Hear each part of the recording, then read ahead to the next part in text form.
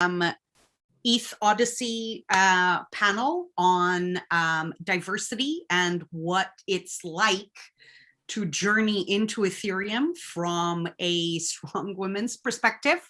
And we are so delighted to have an amazing panel for you today, hopefully an incredibly inspiring panel to basically get you to drop everything that you're doing in Web 2 and join us over in Web 3 and start building with us. I'm joined, so I'm Simona. I head up community strategy for eThOdyssey, amongst a few other plate spinning things that I do in the Ethereum ecosystem. I am joined by my wonderful co-host, Helena. Helena, hey, hello. I'm growth lead over at Centrifuge, and I'm also co-founder of ETH Berlin as well. And like Simona, I've also dabbled in a few different areas of the ETH ecosystem as well. Over to Harshita. Do you want to introduce yourself? Hey, hi guys. So this is Harshita. So I am the co-founder with TimeSwap Labs. So TimeSwap is a DeFi protocol, which is a fully decentralized lending and borrowing protocol, which is completely Oracle-less. So I am the co-founder with TimeSwap, and I take care of marketing operations with TimeSwap. Awesome. Thank you, Harshita. Richa?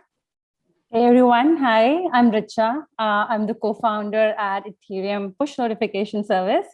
I am the marketing lead there. And what we're doing at Ethereum Push Notification Service, or EPNS for short, is that we are bringing notification protocol. It's a communication layer wherein any Web3 service, smart contracts, dApps can send notifications to wallet addresses. Yep, and really excited to be here, and yeah. Awesome, thank you so much. And our final panelist, Angela. Hi, Angela. Hi Simona, hi Helena, and Harshita and Richa. So I am currently working with Gitcoin, and I'm full-time with Kernel. So Kernel is a fellowship, and I am working as a core steward there.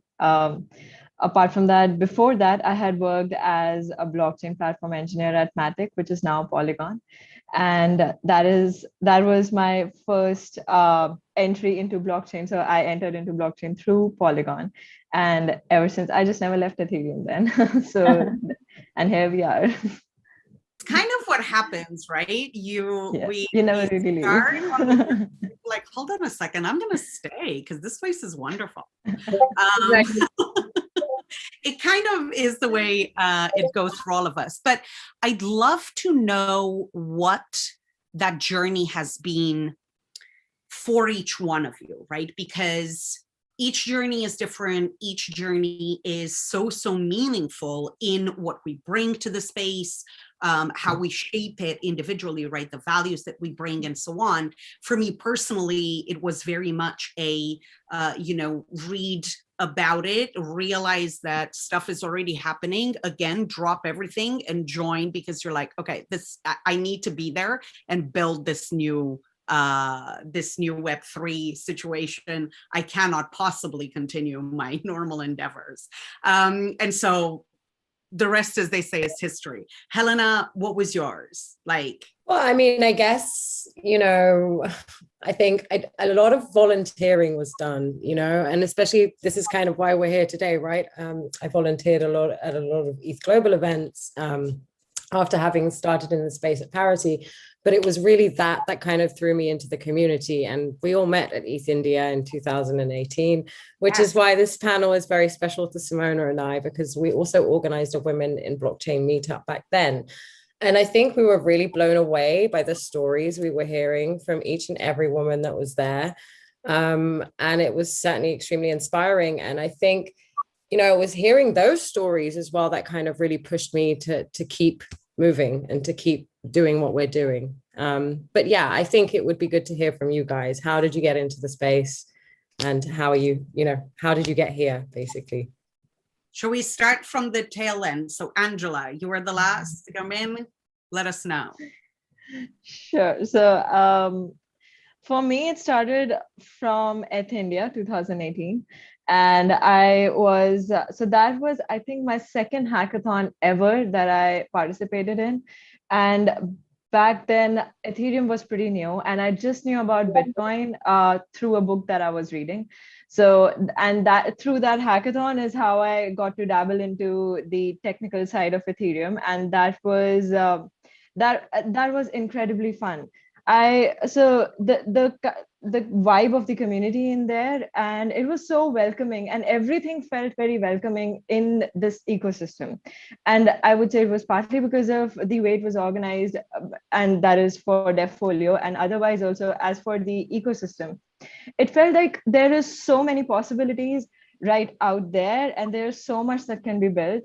All that is required is like your diligence in it. And so it felt like there's a space for you, and I felt welcomed, and I just never left, like I said. So through that hackathon is how I got to know about Matic, and eventually, like before, when I was just about to graduate, is when I joined Matic as a developer advocate. And during that time, I was just working on the community side of things. I was just talking to other developers, helping them build on top of the platform. And back then, no one really knew about layer 2. So it was like that time, and it was really interesting to explore the infrastructure side of Ethereum by also looking at the community. And so that perspective was pretty unique for me. And eventually, when I pivoted to more of a practical and more of an engineer role while at Matic, so that is when I got to know about the coding side of things. And after that, when I joined Gitcoin, I was big into community. So through Gitcoin is how I learned how important your users are for the product that you're building on Web3. So this journey was pretty interesting for me. So going from community to the infrastructure, like to the grassroots level, and then going above it to the community side of things and trying to see how it works out. So through my time at Gitcoin is how I learned that anything you do, anything you build is basically incomplete without the users out there. And if you cannot communicate well enough, it's pretty much nothing. So that is what I learned. And then in kernel, it's a really different scenario for me, wherein it's more about learning. It's more about growing together. It's more about that peer-to-peer aspect of things. So pretty much everything is new to me, I would say. And it's like different perspectives is what I'm getting to see through these different roles. So I'm just, I would say, just winging it. Let's see how it goes. All of us are. I love that story. Harshita, Richa, how about you guys? I can start. Which Yeah, I want to go sure. ahead. Go ahead, Rashita. So my journey actually practically started from 2018, where I got to know about blockchain technology. I was introduced while I was working with Walmart. So, but yeah, I was on and off, in getting in. I mean, just reading about blockchain, and I was very much interested in DeFi space because I firmly believe that DeFi has, it could be pivotal. It can play a pivotal role in changing the way finance in legacy system works. So it can revolutionize the world as we see. So yeah, I mean, somewhere, some part of me always wanted to come full time into this, but normally in traditional world, what you see is that you tend to become very much into your comfort zone, right? So you are working in some farm companies like Facebook, Google's, and Oracle's, and you sometimes start getting into the comfort zone where you don't want to take that leap of faith. So for me, it was the point of taking that leap of faith. I think I was late to do that, but good that I took it last year. So in March 2020, I left my job, and I wanted to deep dive into DeFi. That was for sure. So that was the time I started reading more about DeFi, being active participants of a lot of community of different protocols. So, but yes, I mean, for me, the basically life has come a full circle today, because last year, somewhere the same time, I participated in ETH India Hackathon, where we created a protocol called Savify, which was a decentralized portfolio manager. So for me, frankly, that was the point. It was a turning point where I got a lot of confidence, right? Because you come from a background. I don't come from a developer background. So I was coming from more of a marketing and new product development background. So for me, it was always a gray area, right? That how, okay, the blockchain industry is this, okay, Solidity is a programming language that is used to ship the products. But then till the time you don't work closely of how that product is being shipped, how the developer is working. So for me, that was the platform that I got through India Hackathon, that I was able to work with free budding, engineers who were third year students. So it was a very good experience to work with the young talent, and I got a lot of learning from that. So yeah, that was like a turning point for me, where I was able to, one thing is you just read about the protocols, you read about, let's say, the industry, the technology, but it's a it's a different thing to work practically, to execute it on the ground, right? So basically, I would that's why, I mean, that was the first experience of building a product. So the moment we completed that product, so I knew that I wanted to, create something else, and be a part of this DeFi space.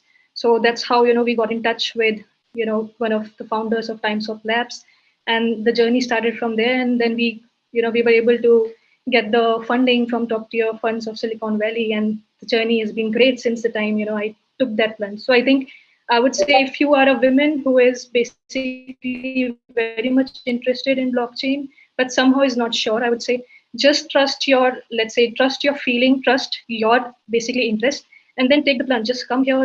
So essentially, which Angela also mentioned, right, that this ecosystem is like an open community platform, right? So you want to be a part of protocol, there's no hierarchy level that you find in legacy system, right? You just have to just join, connect to the protocols, to connect to the community on Discord and Twitter, Telegram, wherever they are, and just ask any questions. I mean, people are so supportive here. So it's a game changer for me.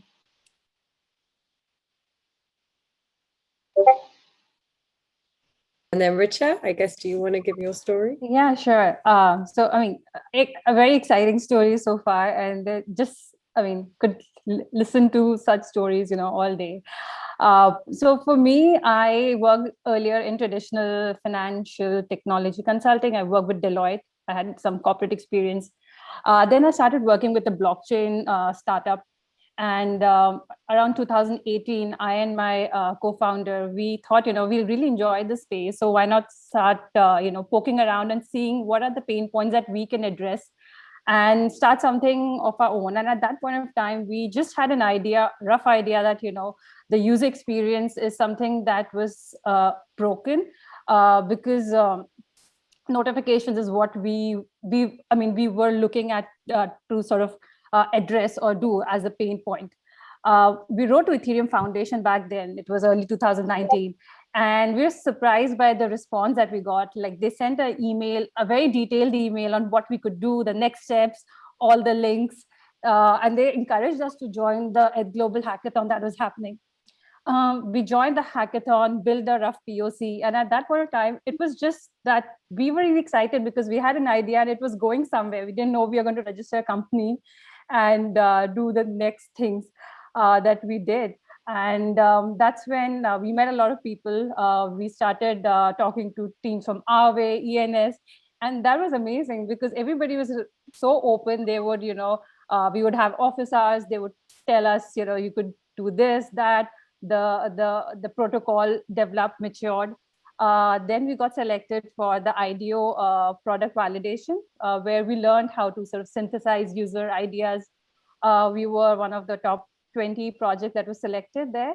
And after that, we got selected for the kernel Genesis block. And I think it's by far the best experience that we've ever had because we got to meet so many amazing people who are also on this call, Simona, Angela.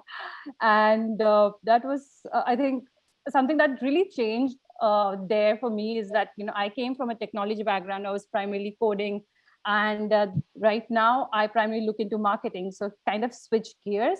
But I was so scared, almost overwhelmed at sometimes, that I wasn't sure how to even probably write a tweet. And I remember we had booked a call. I don't know if Simona remembers that or not. I and Harsh had booked a call with Simona, and we asked her, how do you sort of put your personality out there on social media? Is it okay to put a heart emoji through your social accounts? And she just said that, it's okay to just be yourself, put your personality out there. And I think that's what the community appreciates at the end of the day. If you're being genuine, if you're just being yourself, Yeah, that was when we did our Gitcoin kernel Genesis Block Fellowship and entered Gitcoin Grant Round 7, where we were one of the top 5 projects. And that was the first time we received a grant. It was, I remember it was around $16,000. It was not really the money as much as it was about getting a grant from around 200 people. And that really motivated us, because at that point of time, we realized that if you have an idea and if people are there to support you and they are willing to support your grant, the community is what sort of really helps you push your idea forward. And thereafter, we raised a seed round, and now we are gearing up to, going for an audit and mainnet pretty soon. So it's been a really exciting journey. We've met like so many amazing people. Like, really grateful to meet so many of you who are there on the call. And yeah, it's just been a great learning experience so far.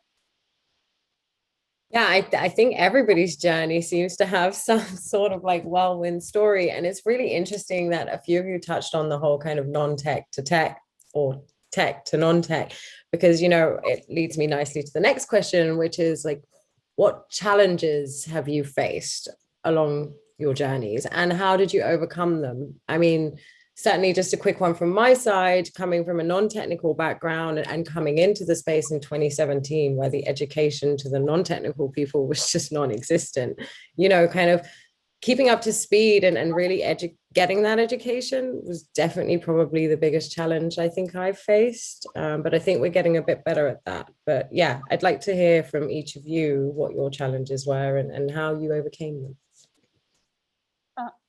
Yeah, maybe I can just pitch in to what I was talking earlier, that initially, I will be quite honest, I was very overwhelmed by a lot of new things, even terms and blockchain technology, a lot of things that were really new to me, and I was not very sure what to do about it. I'll probably Google a lot of it, but along the way, I realized that it's just as simple as asking people, or asking for help.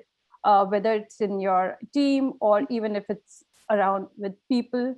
So I think the beauty of the ecosystem has always been that people are open to talking and helping each other out without being judgmental about it. I think that's really sort of important, not judging each other for something. So yeah, I think for me, going through different hackathons, programs like Gitcoin kernel and IDEO product validation, it sort of eases you in and kind of you lose your inhibitions. And I think that's sort of been some of the things that I have experienced. I still sometimes do struggle with it, but yeah, I think it gets better as you spend and as you mature in the ecosystem, that everybody is super helpful and they're like really supportive of what you're doing.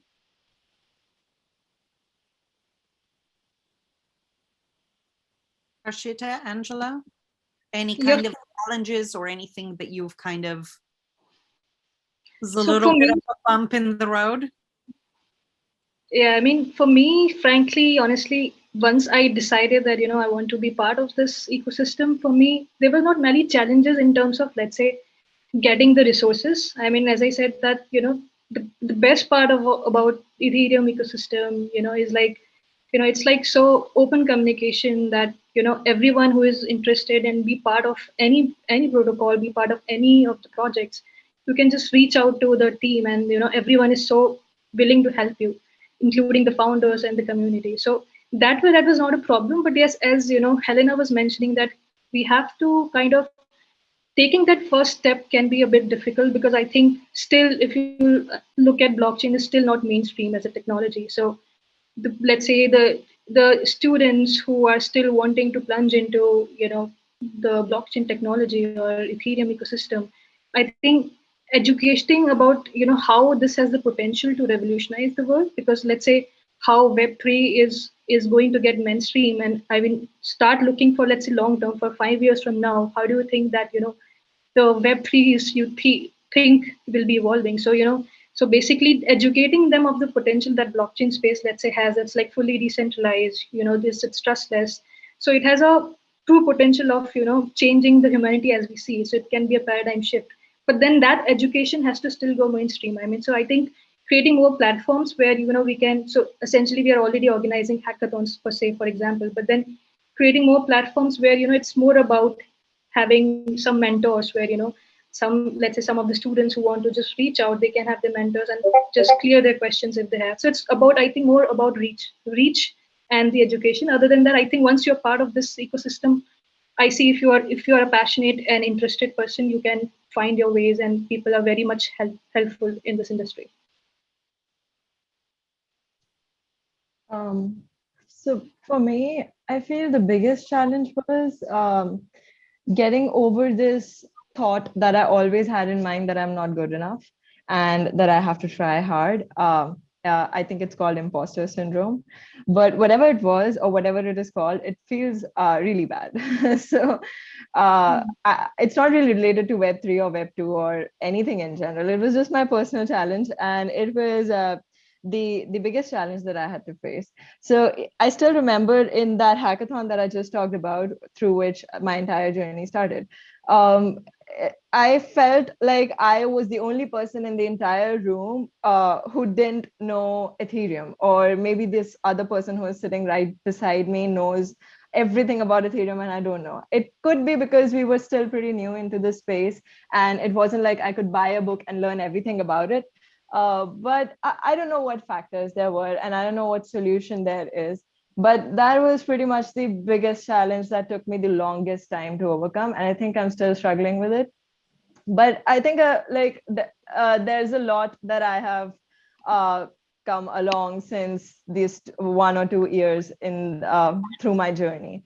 And the other challenge that I faced, like while I was struggling with that challenge, wherein you feel that you're the only person in the room who doesn't know this XYZ thing, there's this other challenge wherein whom should you reach out to? Who exactly should you reach out to?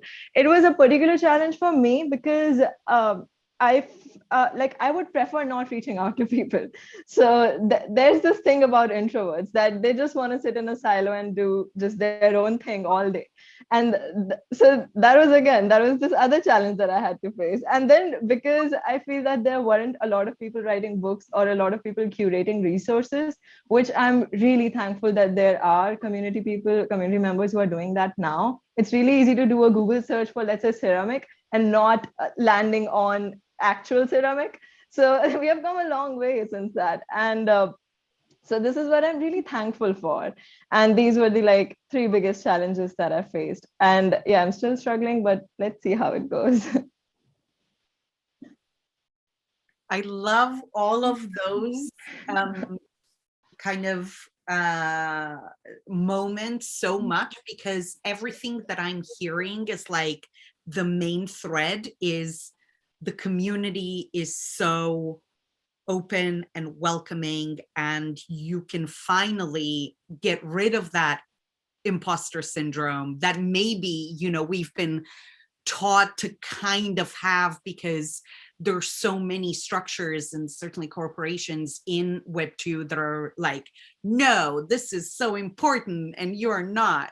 And I feel it's that kind of leveling of the playing field where you're like, yes, you can absolutely ask questions, and yes, here are the answers, or here's a link, or here's a connection, or you should chat to so-and-so. And it feels so seamless, these little connections that we're making. It's like the perfect illustration for like the peer-to-peer kind of model, right? It's certainly been that way for me, just the connections that you make with people, and then those kind of level you up, and you constantly just like keep going and going and advancing by all of these connections that you make. And right, I feel that's definitely a big part.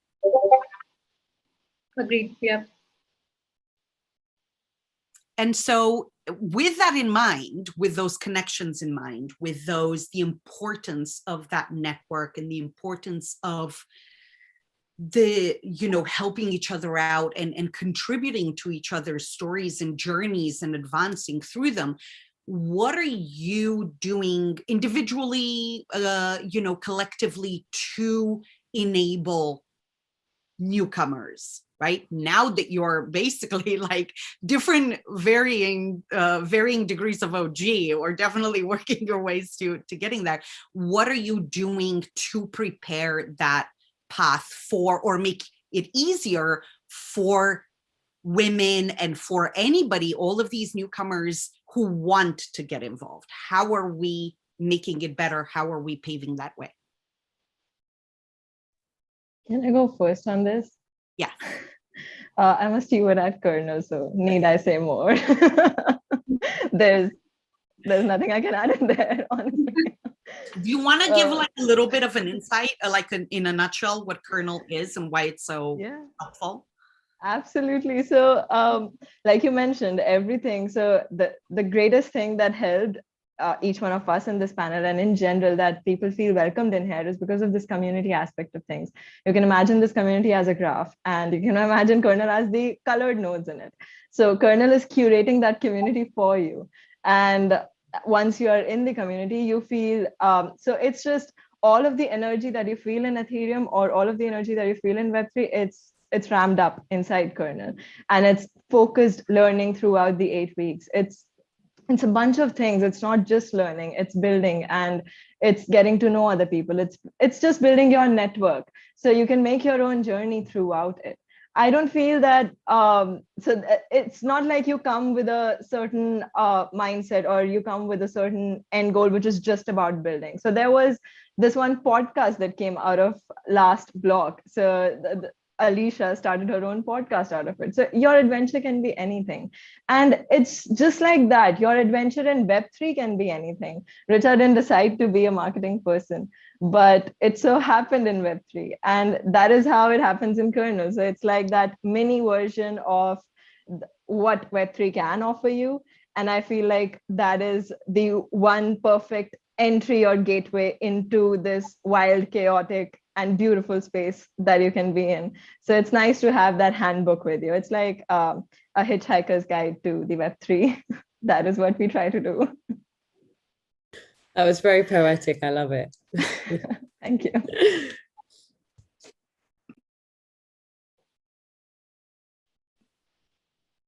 Richa, Harshita?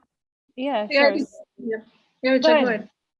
Yeah, I just had small thoughts. I think, and after what Angela said, I really am out of words to sort of continue. But I think, along all of this, I kind of realized through our journey last year and this year that there's so many people that we met for the first time, and they were more than kind, and they were more than nice to sort of help us for no sort of return, to say it was not transactional at all. So we were talking to one of the founders of a very big project, and I'm sure he's super busy for the whole time. And we were trying to raise our seed round, and at that point of time, we were doing like 1 hour long pitches, and I'm sure the investors were probably not excited about it. So we were talking to him, and he said, okay, you guys just book some time with me and we'll go through a pitch deck. And he sat with us, he went through a pitch deck for an hour, and he told us, you can do this better, this, and he gave us all the insights and feedback on it. And I think somewhere along the conversation, he said, just make sure that, you guys pay it forward.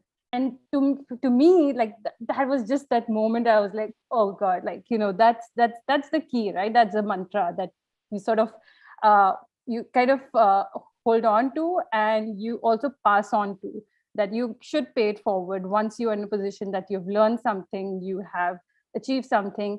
And I think that's what we should do as a community, as an ecosystem, that once you have the knowledge, once you have the means, just pay it forward. It could be through, 100 DAI or 100, dollar sort of grant on the Gitcoin grants round coming up. I know Simona does that. You open up a tweet thread and you kind of ask them to drop the gems in Gitcoin grants, right? And you did it, and I'm not ashamed to say that I copied it. So it's good that people get more grants. So yeah, I think the biggest learnings have been to to pay it forward and to sort of look out for each other. So yeah. Yeah, I think Angela and Richa has covered a lot of things in terms of how we can give now to the, to the budding people who are interested in coming into the Ethereum ecosystem. So for me, I mean, for us also, it was the same thing. I mean, I take a lot of motivation for what, for example, Polygon has done in terms of Indian ecosystem, right? So I remember that, once we were also in the stage of where we were, reaching out to the investors for a seed round. So I remember the kind of help we got, from the Polygon, because Polygon is known to, kind of organizing a lot of hackathons in India, and also they have a lot of, let's say, incubation programs where the personally, the team helps you if you have a good idea. So the kind of help that I got, I think the three co-founders got. I mean, that was, we were able to, kind of get a lot of learnings from them.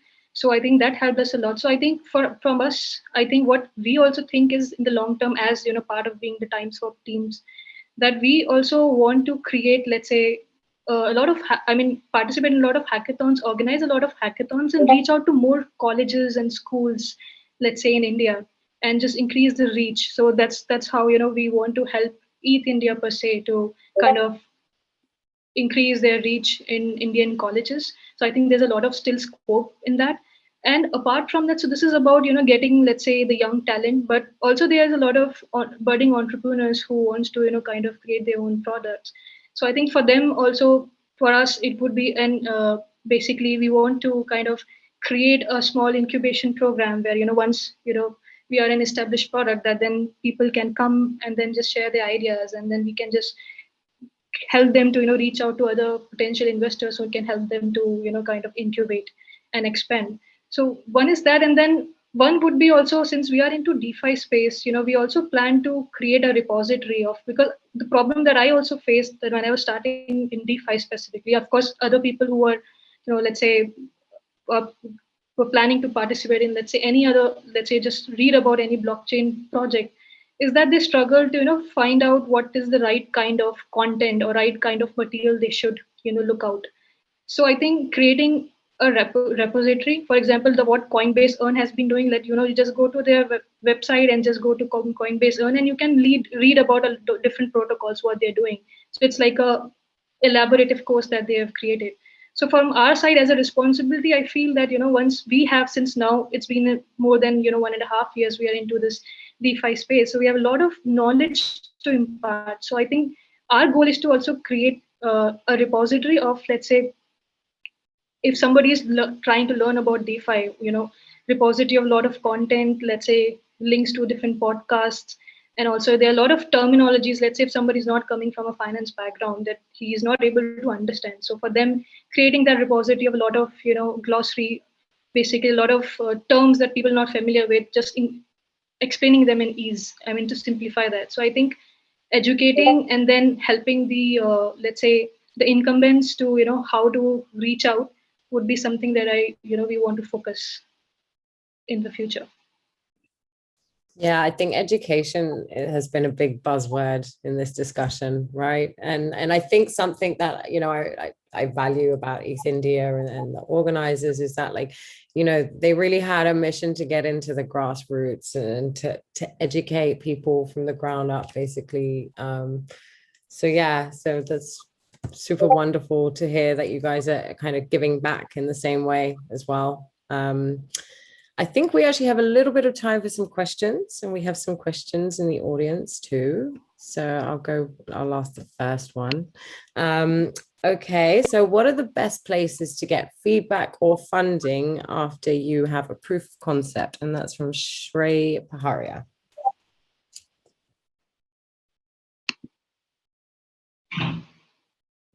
Who wants to take that one first? Sorry, what was the question? I was not able to get that. What are the best places to get feedback or funding once you have your proof of concept?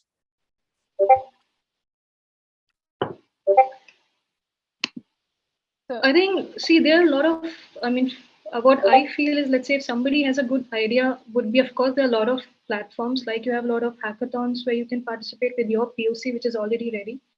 And also, you have a lot of, let's say, platforms where you get the opportunity to pitch your projects, right? So I think, so essentially, I mean, one is, of course, let's say participating in hackathons. One is like reaching out to, let's say, the thought leaders of the industry. I mean, I think if you just tweet them personally, if you just message them, I think they are more than happy to reach out to you. So finding out that list of people who could help you. Let's say if you are trying to explore, for example, in DeFi space, you just have to figure out, I mean, what are those thought leaders? Maybe you just reach out to the anyone in your circle and just ask them, what are the potential thought leaders that I can reach out to with this idea. So it's just like about finding those groups. We have a lot of groups on Telegram channel also where there are a lot of uh, DeFi founders and thought leaders part of that group. So you just have to create, once your POC is ready, write down your thoughts into some articles and some slides and just reach out to them. So I think maybe just finding out the right people to reach out to would be the best way to start with. Yeah, absolutely agree with everything that Harshita said. Hackathons, I think just some of the best places to find feedback, to get insights from protocol teams on if you're building around their protocol, and around funding. Definitely demo days, something like Kernel has. Once the 8 weeks are completed, demo days are great. And at the end of the day, I think crypto Twitter, the DMs are open. So whatever, if you need funding or if you're looking to get feedback, I think crypto Twitter is the best place to, tag people and check, ask them to help you out. I totally agree. And just quickly to jump in there, I think one of the things that you discover very quickly in crypto is that it doesn't necessarily have to be something very structured. Right? Like Richard just said, just go on Twitter, maybe tag a couple of people, and they're more than willing to say, yes, this is interesting. Have you looked into this? If there's something already out there that's similar, or why don't you DM me? Or again, like Richard said, and Angela, I'm sure she was going to jump in and say, join the next kernel block, because not only does it give you an opportunity to do demo days, but also you have a captive, dare I say, pool of potential users that you can bounce ideas off of, get feedback from. There's a lot of mentorship. So opportunities like that are super, super easy. But again, don't feel like it needs to be structured all the time. Most of the, or a good chunk of the things that happen in Ethereum happen just in very unstructured ways. Again, Twitter is great, dropping into some community Discords, the same, and then you just start finding those connections. The next question, and actually this was just above Shrey's, quick one, I think, and I'll do one answer from each of you. Career related, should we go for higher education or just stay in the job space and like get a role? Angela, thoughts? Higher education or just go for it in Web3? Both. Do both. I did both, and I'm gonna do both again very soon. And you can do it. Trust me, it's doable and it's very enjoyable. Don't call me when you pull out your hair, but it's doable, definitely. Actually, also it depends on your choice, on what you want to do next. So let's say you are currently very, very good in backend coding or full stack coding, but eventually let's say you want to pivot to a more distributed systems sort of role. Maybe you like systems engineering. So that is when you should really think seriously about getting higher education. Or let's say you're currently much more into coding and you have a lot of experience, but eventually you want to be a founder with, let's say you want to have some business administration skills. So that is when you can consider getting higher education and let's say MBA. So it's never a bad idea to educate yourself. I know there might be a lot of people who won't like my response on this, because I know there's this culture of dropping out of colleges, and I respect that. But it's not that bad, give university a chance. College life is nice and you get to enjoy a lot. So it's a win-win situation. So you can consider it, I would say. Richa, thoughts? Yeah, exactly like what Angela said. Personal choice. Definitely, go with what you enjoy, and think about your future as well. And at the end of the day, it's completely your choice what you want to do. I mean, completely respect anybody who doesn't want to pursue a higher education and has great skills and they want to build upon that, or if they just want to pursue it and do it on the side and then do it full time. So yeah, definitely to each their own. Harshita? So I don't want to be spoiling, the students, but for me, I personally think that, I don't give a lot of weightage to degrees, right? I mean, we are more used to getting the degrees and still don't know, what we want to do with life. So I think, of course, I mean, it's like your personal interest. So once, of course, most of the people might not even know, right? I mean, what is their interest, but at least they believe in something. So if you find some feel interesting and, again, I would say just don't go with the herd community, or let's say what other people, think, or what is more socially apt.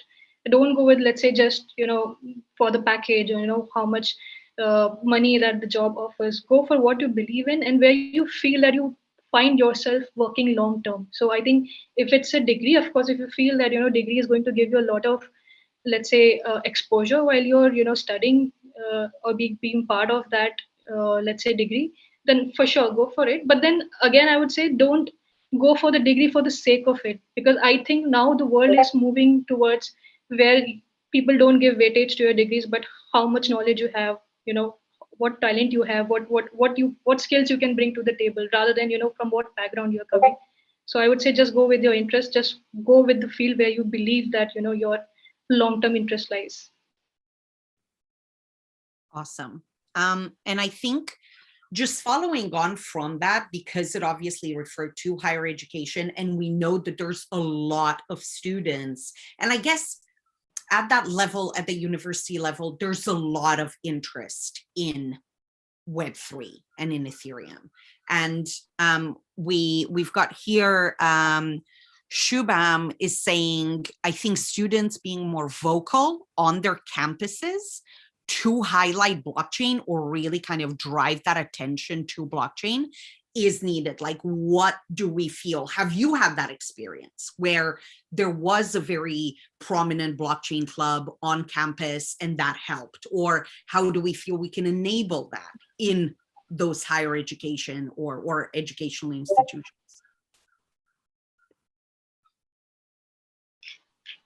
So maybe I can just go first. That, when I don't disclose how old I am, but when I graduated, there wasn't a lot of conversation happening around blockchain. When I was in college and graduated, it only, I only started hearing about it a couple of years back. But having said that, I think one doesn't really have to wait for, the college to start that initiative now.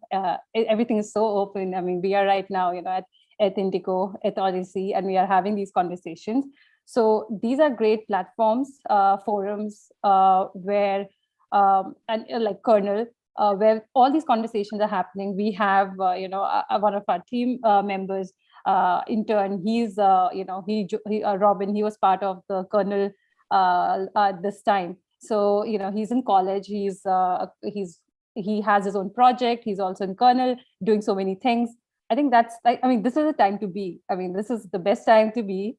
You can be in college, you can, learn so many things along the way and be part of different groups. So yeah, I mean, just go for it. And, if there's anything that you need, there's plenty of resources. Reach out to any one of us or anybody from the team here.